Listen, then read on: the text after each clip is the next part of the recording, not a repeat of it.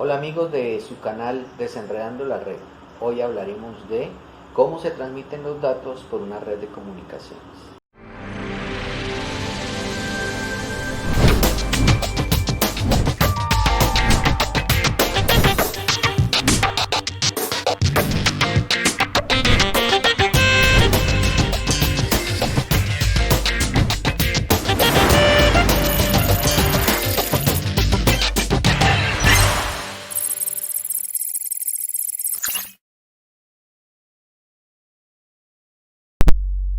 Buen día, mi nombre es John Jairo Padilla y hoy vamos a hablar acerca de cómo se envían los bits en forma de tramas entre computadores. Inicialmente recordemos que habíamos visto que para enviar la información entre dos computadores a través de un medio de transmisión como un cable o una fibra óptica, nosotros debemos enviar los bits de manera que enviamos un bit tras de otro. Entonces, en realidad, cuando se envía la información, lo que se hace es dividir el tiempo del medio de transmisión, lo dividimos en partes más pequeñas, y estas partes más pequeñas me van a representar cada una un bit. Entonces podemos enviar una cadena de bits como esta, y esos bits entonces se representan de alguna manera, que puede ser un código digital, como en este ejemplo estamos viendo el código NRZL o el NRZI, ¿sí? Que son diferentes maneras de representar los bits en forma de pulsos. Entonces existen también otros, también vimos que hay otros como el Manchester y otros códigos que se utilizan en diferentes medios de transmisión. Esta sería, digamos, la manera más sencilla de representar los bits mediante lo que se conoce como un código NRZ, de no retorno a cero, es decir, y que se mantiene digamos, el nivel de la señal durante toda la duración del bit.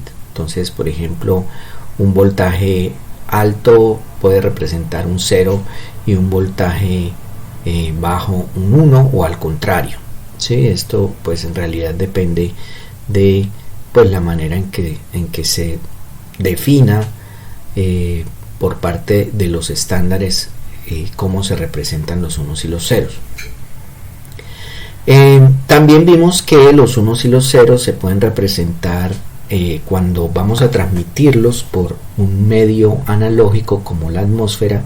Es necesario representarlos en forma de ondas analógicas, y entonces se tienen unas modulaciones, como por ejemplo la modulación ASK, que es esta primera que vemos aquí, la modulación FSK, en donde representamos cada 1 o 0 por diferentes frecuencias, y la modulación BPSK, en donde digamos tenemos dos fases, una para el 0 y otra para el 1. Esas son las más sencillas, pero también habíamos visto que hay representaciones más complejas, como por ejemplo QPSK, el QAM, 16QAM, etcétera, en donde ya tenemos representaciones que combinan amplitudes con fases. Bien, el caso es que sea de la manera que se vaya a enviar, ya sea en forma de un código digital como este, o en forma de una portadora a la cual se le va modificando la frecuencia, la fase o la amplitud, o amplitud y fase también, cada combinación o cada símbolo de estos va a requerir de un tiempo en el medio de transmisión, ¿sí? Entonces lo que ocurre es que finalmente se envían los bits uno detrás de otro, y al enviar los bits uno detrás de otro, digamos en este caso se ve más palpable el problema. Es que, por ejemplo, cuando hay muchos ceros seguidos o muchos unos seguidos, vemos que la señal permanece en un nivel por mucho tiempo y entonces viene un problema que se llama el problema de sincronización. ¿Cuál es el problema de sincronización? Que el reloj del transmisor y el reloj del receptor, a pesar de que tal vez estén programados con una misma frecuencia o estén construidos, digamos, con circuitos que teóricamente arrojan la misma frecuencia para los relojes, estos en realidad tienen pequeñas diferencias en el periodo de la onda, ¿sí? para generar este conteo de los relojes, y entonces vamos a tener un problema porque se van a ir desfasando los relojes de el transmisor y el receptor. A esto se le llama el problema de sincronización. Entonces, para resolver este problema de sincronización existen dos soluciones, una que se llama la comunicación asíncrona y otra que se llama la comunicación síncrona. Bien, quiero comentarles cuál es el problema de sincronización de una manera más gráfica. Entonces aquí vemos en este dibujo, en la parte de abajo, vemos que tenemos en la parte de arriba, las flechitas me representan la temporización dada por el transmisor. O sea que teóricamente cuando sale, cuando se representan los bits saliendo del transmisor, digamos que vamos a estar señalizando la mitad del bit, ¿sí? Y en la parte de abajo vamos a tener la temporización dada por el receptor. Entonces, en este caso, como les decía, a pesar de que hayamos procurado tener la misma temporización mediante la programación o la construcción del hardware, de todas maneras va a haber pequeñas diferencias, y en este ejemplo vemos que las flechas de la parte de abajo van a tener un periodo o van a estar más juntas, o sea, van a tener un periodo un poco más pequeño que las de arriba, de manera que cuando se toman las muestras de los diferentes bits en el receptor, digamos, la primera muestra estaría bien, pero ya en la segunda va a haber un pequeño desfase con respecto al centro que está marcado por el reloj del transmisor, ¿sí? Y este desfase hace que se vaya corriendo el instante de muestreo hasta que se llega a un punto en el cual, por ejemplo, en este caso, el séptimo bit estaría, digamos, podría ocurrir dos cosas: o que se tomen dos muestras de un mismo bit, o que se salte un bit. Entonces, en ese caso ocurriría un error, y este sería un error debido a la sincronización de los relojes del transmisor y del receptor. Como les había comentado, hay dos soluciones. Aquí vemos una primera solución que se conoce como la solución asíncrona, la comunicación asíncrona. ¿En qué consiste la comunicación asíncrona? Pues que la idea es, inicialmente vamos a estar en un estado de reposo que por lo general se considera el nivel 1, ¿sí? Que sería un estado de reposo. En este caso está representado por un voltaje negativo. En el momento en que se quiera transmitir un dato, entonces se sale del estado de reposo y se pasa al nivel 0, que en este caso estaría representado por un voltaje positivo. Una vez que se llega al nivel, se hace el cambio del 1 al 0, entonces esto ya le indicaría al receptor que hay digamos que está llegando un nuevo dato. A este, digamos, este primer bit que tenemos aquí, que sería como la duración inicial de este cambio, de el tiempo en el que se está en el estado 0, en este caso, se le llama el bit de inicio, ¿sí? El bit de inicio, y es un tiempo pues que debe respetarse tanto en el transmisor como en el receptor. Una vez que se ha enviado este bit de inicio, ya empieza a enviarse los diferentes bits del dato. En este caso, los datos se representan con una cantidad de bits que iría entre 5 y 8 bits. Entonces, dependiendo de si es 0, pues estará aquí en un nivel acá arriba. Si es un 1, estará acá abajo por la representación que vimos ahora. Y entonces se irán haciendo los cambios y cada bit pues va a tener una duración. Todos esos tiempos de la duración de los bits pues están dados por el reloj del transmisor en este caso, porque esta sería la trama que se está enviando, y por eso el reloj del receptor pues debe estar lo más cercano a la temporización del transmisor para que aproximadamente se tengan los mismos tiempos en los cuales se tienen que tomar los bits, se deben leer. Bien, una vez que se ha terminado de transmitir el dato, se agrega otro bit que sería un bit para detección de errores. En este caso utiliza el método de paridad, par o impar. Una vez que se termina, se agrega este bit de paridad, entonces se vuelve a pasar al estado de reposo, y este estado de reposo debería permanecer durante 1 a 2 veces la duración de un bit.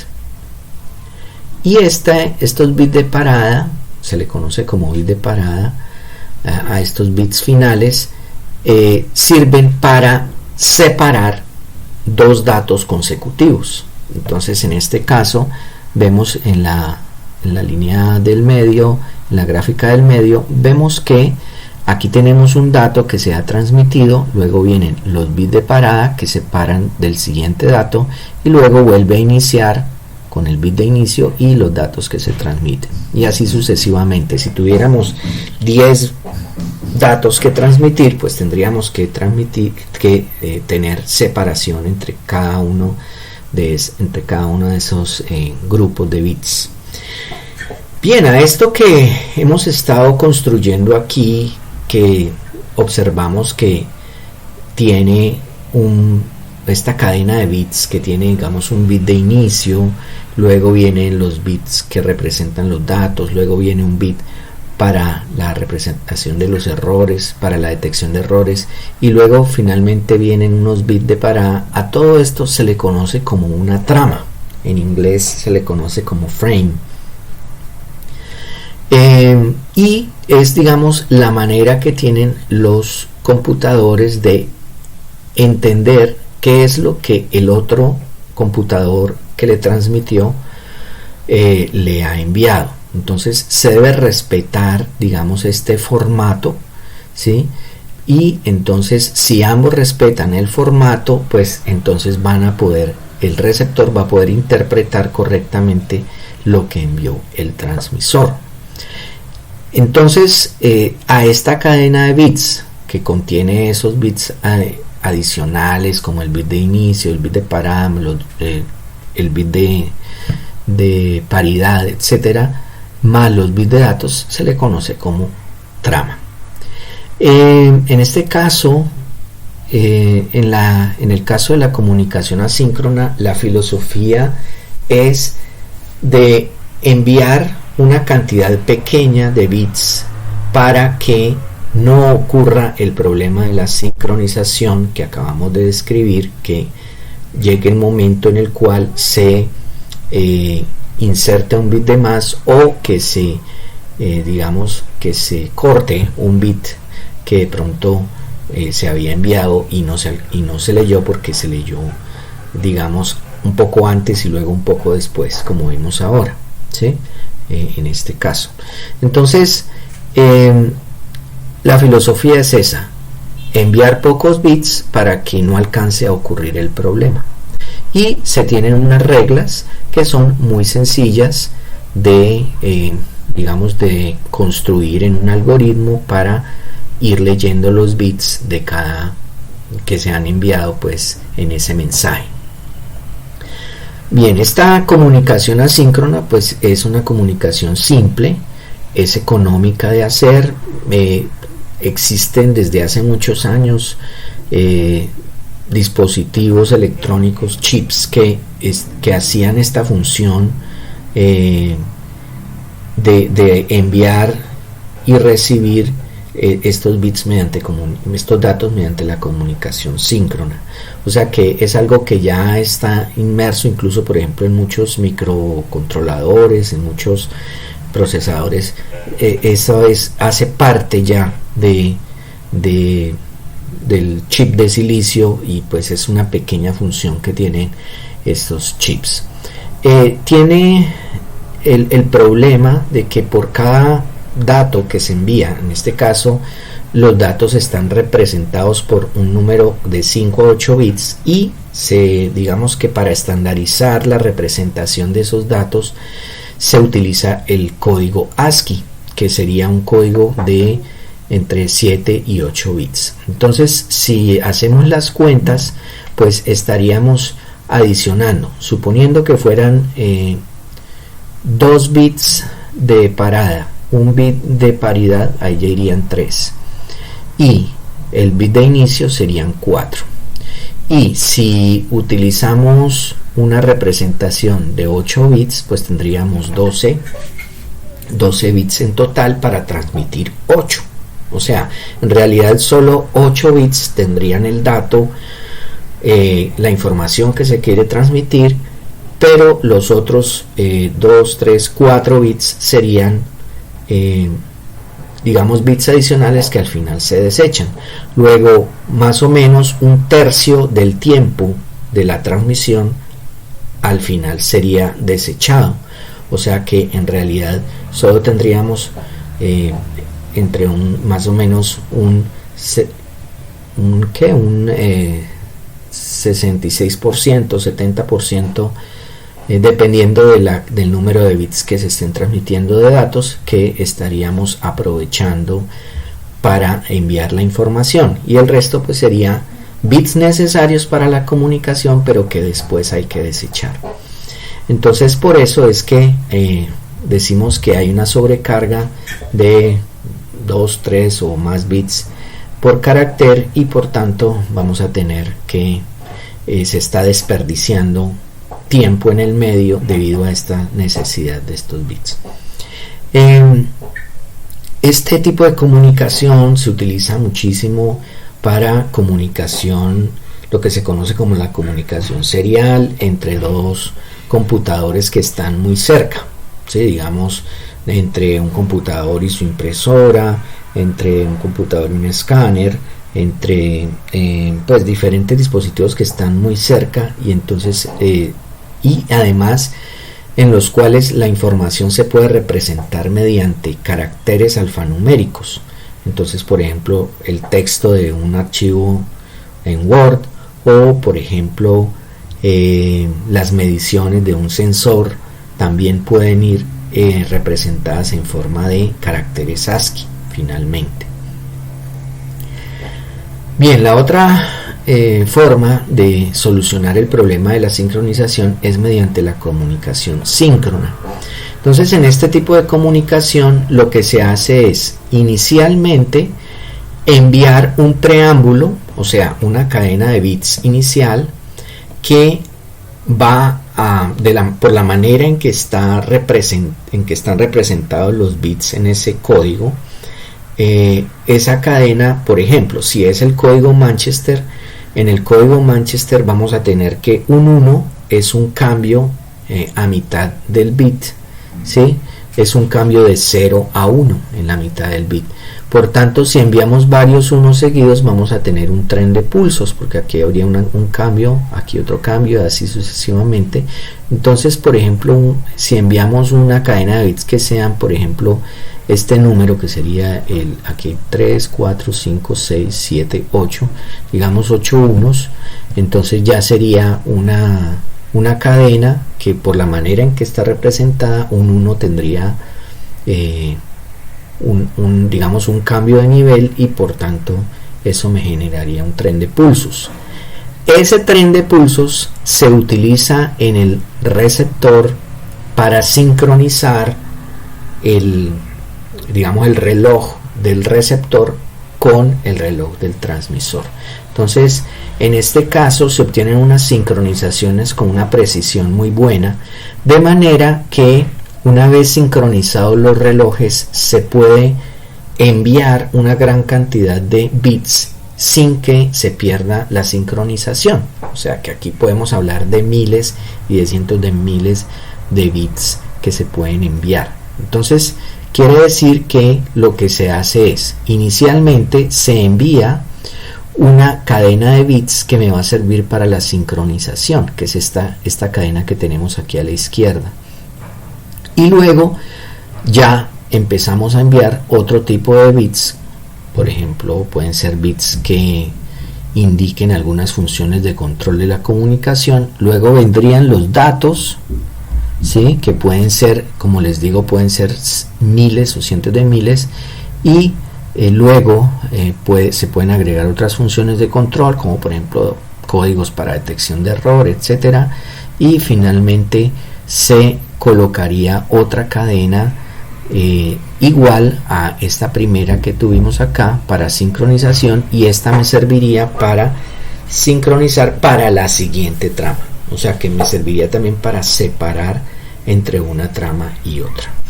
Entonces, de esta manera, las cadenas de bits o las tramas que se envían entre un computador y otro pueden ser tramas muy largas, ¿sí? Y entonces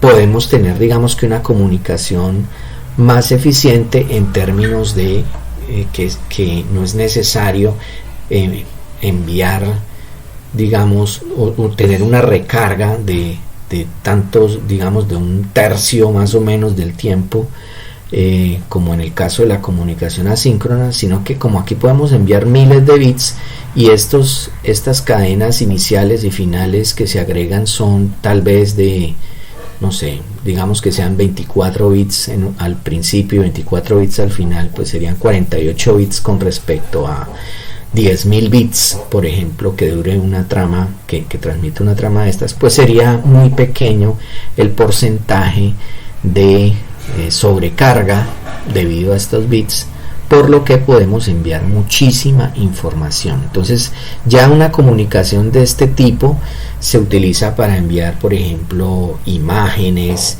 videos, etcétera, o sea, donde tenemos que enviar una gran cantidad de información, y pues la tenemos que enviar, digamos que por partes. En realidad no se envía todo el video ni toda la imagen de una, pero sí se envía una parte bastante larga, y entonces no hay que enviar tantos paquetes pequeños.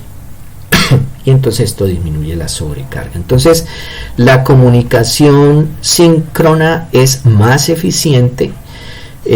Si se utiliza, por ejemplo, el código Manchester, se puede hacer una cadena al inicio y al final para sincronizar los relojes, y pues vamos a tener que el medio, digamos, la porción del medio que se utiliza para los datos en sí que se quieren transmitir, o sea, la información útil, pues va a ser muchísimo mayor que en el caso de la comunicación asíncrona.